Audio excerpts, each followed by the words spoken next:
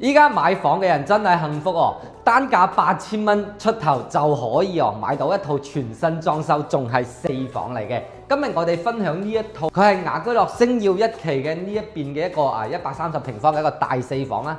咁我哋目前見到咧，佢全屋嘅一個裝修咧都係新整嘅，而且咧呢個樓層嘅話咧非常之靚啊，20幾樓，望翻出去嘅景觀咧比較開揚啲嘅。咁呢邊咧係朝南啦，以及咧右手邊嘅話咧都係睇到山景嘅，非常之靚啊！咁呢個樓層嘅話咧，喺呢邊嚟講亦都係算一個比較稀缺啲嘅一個樓層啦。望翻出嚟非常之舒服。大廳嘅話咧，佢係有贈送空間嘅。咁目前依家大廳整體一個空間嘅話咧，係去到35平方，非常之實用。咁我哋首先過嚟睇翻我哋廚房啊，廚房亦都係呢套房最大嘅一個賣點啊，非常之靚。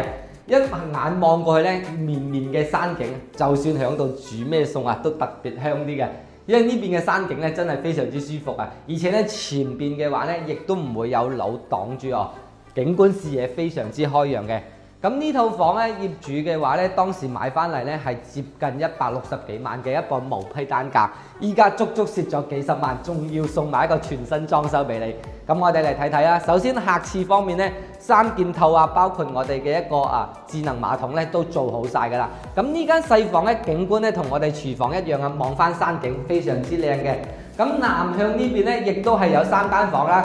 呢3間房咧，全部都係整好晒衣櫃噶啦，所以咧呢套房嘅話咧，基本上亦都可以拎包入住哦。我哋睇翻啦，第二間嘅一個客房嘅話咧，呢邊嘅空間會大翻少少啊，衣櫃亦都係做好晒嘅。跟住隔離呢個咧就係我哋嘅主人房啦。主人房方面咁佢呢個咧衛生間咧空間會比我哋嘅客廁會大啲哦。但係咧，咁佢呢邊咧全部都係做好晒㗎啦。